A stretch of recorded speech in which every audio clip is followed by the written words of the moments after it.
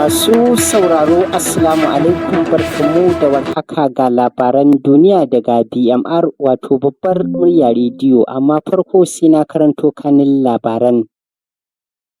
Za ku ji cewa gwamnatin tarayya ta ƙaddamar da sabbin dandamalin dijital 3 domin sa ido kan sauye-sauyen aikin gwamnati. Kotun tarayya ta ba da umarnin kama mutumin da ake zargi da damfara da kwaikwayon muƙami.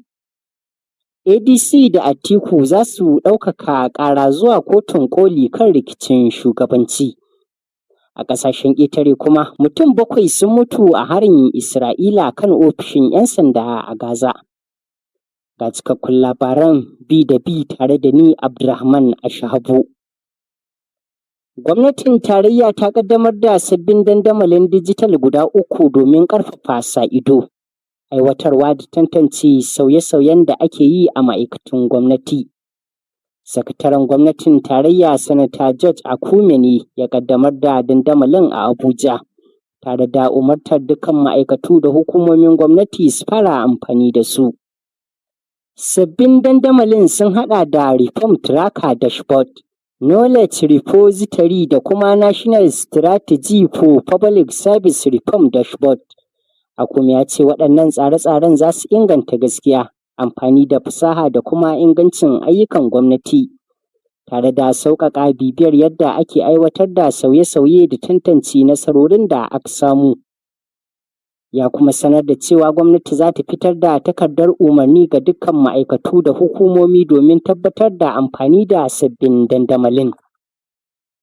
Ƙungiyoyin kasuwanci da na ƙwadago a Najeriya sun buƙaci Shugaba Bola Ahmed Tinubu ya kafa rundunar musamman domin yaƙi da shingayen bincike ba bisa ƙa'ida ba da kuma haraji barkatai a manyan hanyoyin ƙasar.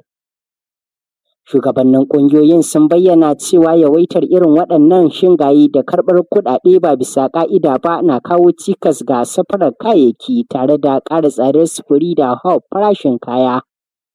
Sun kuma roƙi gwamnatin tarayya ta umarci gwamnatocin jihohi da hukumomin tsaro su ba da cikakken haɗin kai wajen aiwatar da dokokin da suka shafi zirga-zirgar kayayyaki tsakanin jihohi. Babbar kotun tarayya da ke Abuja ta ba da umarnin kama Prince Adeyemi, wanda ake zargi da bayyana kansa a matsayin Darakta Janar na wata hukuma mai suna Presidential Foreign Investment Promotion Council. Mai shari'a Muhammad Umar ne ya bayyana umarnin bayan wanda ake zargin ya gaza halartar zaman kotu domin amsa tuhume-tuhume 8 da suka haɗa da jabin takardu, damfara da kwaikwayon muƙami. Lauyan gwamnati ya shaida wa kotu cewa wanda ake zargin ya yi ta ƙin bayyana a gaban kotu duk da cewa an gayyace shi. Jam'iyyar ADC da tsohon mataimakin shugaban ƙasa Atiku Abubakar sun sanar da cewa za su ɗaukaka ƙara zuwa Kotun Kolin Najeriya kan hukuncin da ya shafi shugabancin jam'iyyar. Matakin ya biyo bayan hukuncin kotun ɗaukaka ƙara da ya umarci hukumar zaɓe ta ƙasa INEC ta daina amincewa da shugabancin ɓangaren Sanata David Mark. Jam'iyyar ta ce ta umarci lauyoyinta su fara shirye-shiryen ɗaukaka ƙarar yayin da rikicin shugabancin ke ci gaba da haifar da rashin tabbas gabanin zaɓen shekarar 2027. Babban daraktan hukumar NYSC Brigadier Janar Olakunle Nafi'u ya ce duk wata hukuma da bata samar wa 'yan yi wa ƙasa hidima masauki da tallafin sufuri ba za a hana aiki mata da masu bautar ƙasa nan gaba. Ya bayyana hakan ne yayin wata ziyara a jihar Kogi, inda ya kuma tabbatar wa matasan cewa gwamnatin tarayya na ci gaba da bada muhimmanci ga tsaro da jin daɗin su. Ya kuma shawarce su da su kasance masu biyayya ga doka, su koyi sana'o'i tare da kyakkyawan sarrafa kuɗaɗen su. Gwamnatin jihar Neja ta gudanar da ziyarar tantance filin da aka ware domin gina sabon gidan gwamnati a bayan dutsen Zuma a yankin Silaja. Kwamishinan Filaye Bello Ahmad Agwara ya ce aikin na daga cikin shirin bunƙasa biranen Silaja da kewaye domin sauƙaƙa gudanar da ayyukan gwamnati da inganta hanyoyin sufuri. Ya ce jami'ai sun tabbatar da cewa babu wata matsalar mallakar filin ko wani cikas da zai hana aiwatar da aikin.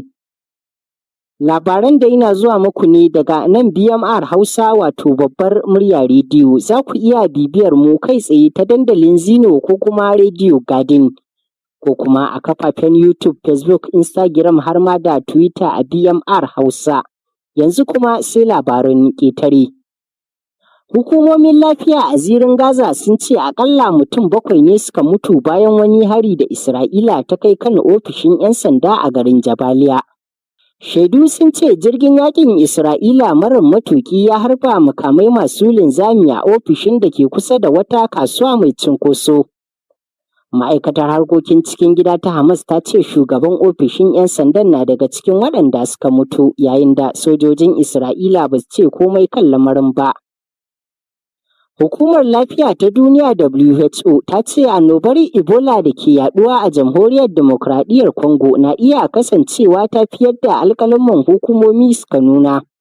Hukumomin ƙasar sun ce sama da mutum 1,960 ne suka kamu da cutar, yayin da fiye da mutum 700 suka mutu tun daga watan Mayu.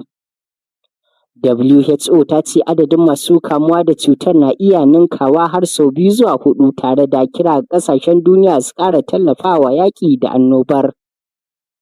Faransa na bikin ranar Bastille wadda ke tunawa da juyin juya halin ranar 14 ga Yulin shekarar 1789 da ya kawo ƙarshen mulkin sarauta tare da kafa tubalin dimokuraɗiyya a ƙasar.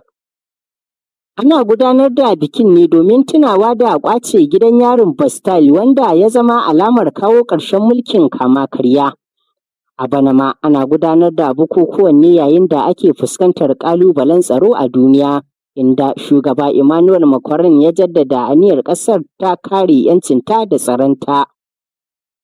Da wannan labarin muka kawo ƙarshen labaran namu na wannan lokaci, da fatan za ku ci gaba da kasancewa da BMR Hausa wato babbar murya rediyo domin samun labarai masu ilmantarwa, ƙayatarwa har ma da shirye-shirye masu gamsarwa. Mu huta lafiya.